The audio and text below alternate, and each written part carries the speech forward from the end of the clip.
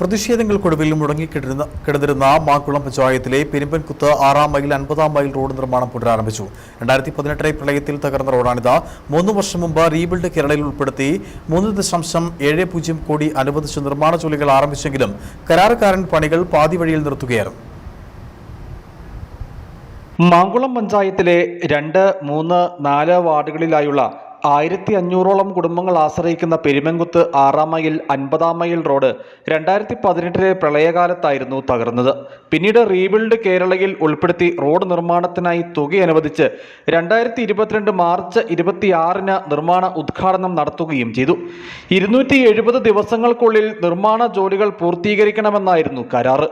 എന്നാൽ നിർമ്മാണ ജോലികൾ ആരംഭിച്ചെങ്കിലും കരാറുകാരൻ പണികൾ പാതി വഴിയിൽ നിർത്തി. ഇതോടെ നാട്ടുകാർ പ്രതിസന്ധിയിലായി. നിർമ്മാണം ആരംഭിച്ച് 3 വർഷം പിന്നിട്ടിട്ടും പണികൾ പൂർത്തീകരിക്കാതെ വന്നതോടെ പ്രതിഷേധവും ഉയർന്നു. പ്രതിഷേധങ്ങൾക്കും മാധ്യമ വാർത്തകൾക്കും ഒടുവിൽ മുടങ്ങിക്കിടന്നിരുന്ന റോഡിന്റെ നിർമ്മാണ ജോലികൾ പുനരാരംഭിച്ചു.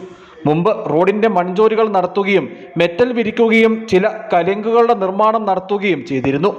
ടാറിംഗ് ജോലികളും ഓടകളുടെയും മറ്റും നിർമ്മാണ ജോലികളും ചിലയിടങ്ങളിൽ ടൈൽ വിരിക്കേണ്ട ജോലികളുമാണ് അവശേഷിക്കുന്നത്.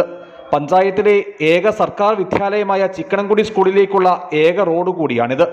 കാൽനട യാത്ര പോലും ദുസ്സഹമായ റോഡിലൂടെയാണ് നിലവിൽ ആളുകൾ ചികിത്സാ സംബന്ധമായ ആവശ്യങ്ങൾക്കുൾപ്പെടെ പുറം ലോകത്തേക്ക് യാത്ര ചെയ്യുന്നത്. വൈകാതെ റോഡ് നിർമ്മാണം പൂർത്തീകരിക്കപ്പെടുമെന്നാണ് നാട്ടുകാരുടെ പ്രതീക്ഷ. News bureau, Adimali.